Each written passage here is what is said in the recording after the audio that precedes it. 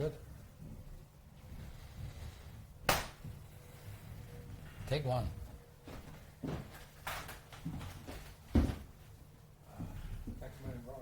Yes, great, perfect. Benny and Bjorn, thank you so much for sitting down with us. Hello. Pleasure. Thanks for having us, as we say, always say on CNN. There's a lot of excitement building ABBA Voyage concert, rightly so. But for people who don't know what it is, tell me a little bit more about it and why it's so special to you. Ben, if you want to go first. Well, the special thing is that we once decided that we should go ahead. That's 5.5 years ago. And since then, there's been 1,000 people working on this project, from builders to ILM, Industrial Light and Magic, sound directors, well, so many people involved, the producers. And we are just getting information on what's going on. But now we've come this far.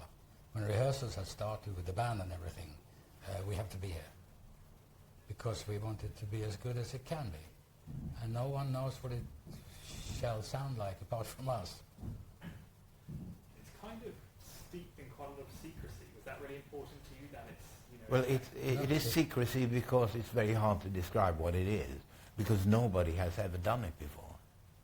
So in short, if you imagine digital copies of ABBA from 1979 or thereabouts,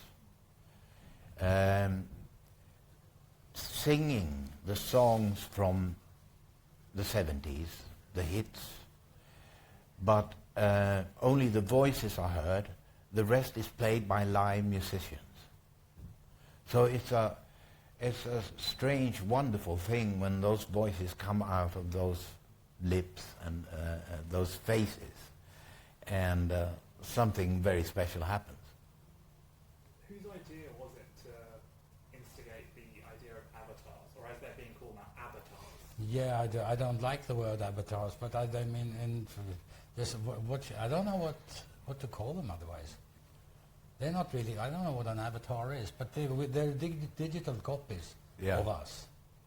And ILM especially, they all done a great job, of course, but ILM it's really magical what they've achieved. Yeah, it's like witchcraft. And the first, when the first idea came, I mean, it was such an irresistible idea to see whether it could be done or not. So we just went for it. And the fact that you can be on stage at the same time as you're out home walking the dog, you know, that was intriguing. I thought it was like, interesting. Let's see what's in it. And from then on, we've been working on it. It's been some obstacles. Yeah. You know? It's been the flu thing, Brexit, other things.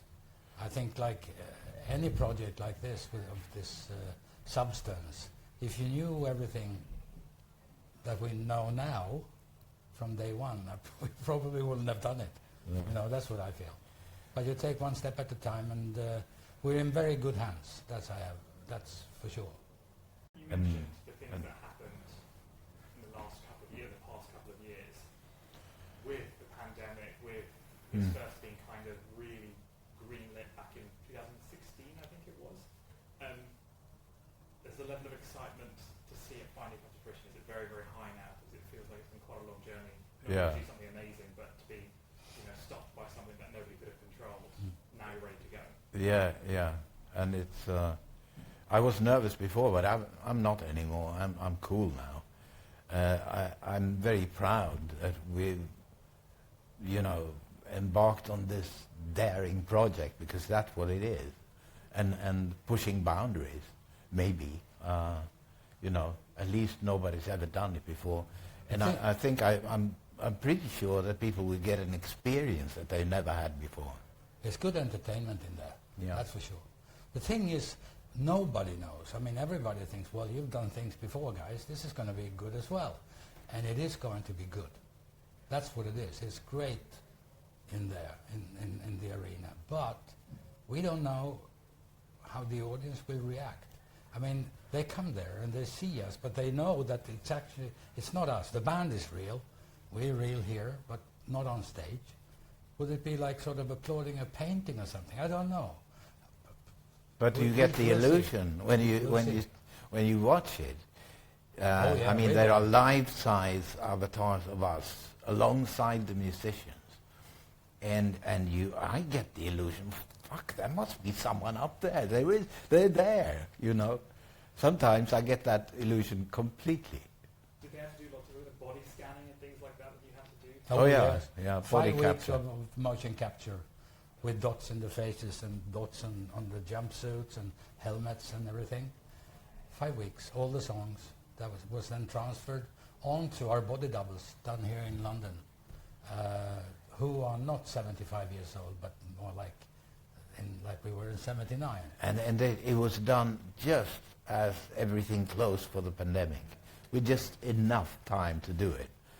So otherwise, I don't think we'd be sitting here now, because the pandemic would have made that impossible. No, we've been here a year earlier. That's what we would have been. Yeah. In terms of the music, I know you can't tell me too much more about the exact songs that you're hearing in the set list, but your back catalogue as a whole, what is it about ABBA's music that seems to transcend generations, that you've got people in their 50s, 60s, 70s? Well, that's a question for you, not Yeah, you for need to us. ask someone you else. Need to, It must make you proud that Yeah, oh yeah. yeah, and grateful. Absolutely. Absolutely. I'm so grateful and proud. I think there's a DJ who I saw perform in Las Vegas, and at the end of every set, bearing in mind he's performing to kids in their 20s, he plays Dancing Queen, Yeah. and everybody goes nuts. Yeah. And I sat there and just thought to myself, I wonder what members of the group would think when that song was first being performed, that it would be just as popular with the group as going to 40 years later. No, It's incomprehensible, isn't it? I mean, but again, we're all very happy that we still exist and that we can do this. Yeah. And that's because of the power of the catalog, I think.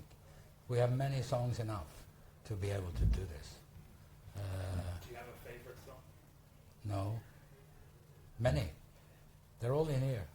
Yeah. Yeah. It's a cruel question to ask. Yeah. Yeah, it's a very difficult question.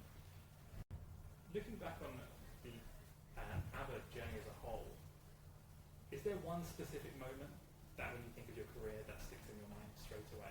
One specific moment that brings a smile to your face? I have to say, winning the Eurovision in Brighton, I have to say that was such a defining moment. Yeah. From no one knowing that there's a band in Sweden who can write their own stuff in a good way, and all of a sudden, all of Europe at least knew about that, even in the US and all around. So we felt that Yeah. wow, okay, we've achieved this. Now we need to start working. And we haven't stopped since. And whenever I get asked that question, there's one scene actually that comes to mind, and it's the four of us in the studio the morning when we started doing putting the vocals on The Winner Takes It All. Yeah, that was a good moment. I remember that Yeah. so vividly when Agneta first sang the words and we were all standing around, and it was a powerful And I moment. have to say also, when we came in, we all four came into the studio to do the Voyage album. Yeah. After 40 years, we meet, I mean, we see each other occasionally, but in the studio in a working situation, and it was like that no time had passed. We've said this before, but that's really true. I know it's probably too soon to ask because we haven't even started this. But what comes after this? After this, You've done this. this is it, man. Oh, yeah. Well, Yeah. but the avatars, they might be in for new adventures. Who knows? If people like what they see, yes. Creatively, you were back in the studio for the most recent album. How has music changed? How do you look on music as a whole? What's different? What's the same? The industry. Does it feel any different to you, or do you still feel like you're doing? Well, we said, I mean, we can only do what we can do. We can't lean on or sort of emulate what's going on in the charts this year or 10 years ago. We can only do what we think is good stuff. This is a good song, let's record it. you know. So we only went by that. That's why it sounds like ABBA, I think, still. And songwriting, I mean, there are still singer-songwriters who write songs the way we did, or do. But there's also the other stuff out there written by 10 or 15 people, which becomes different, kind of like products, almost.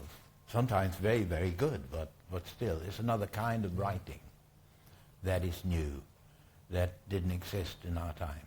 And there's no sender, you know.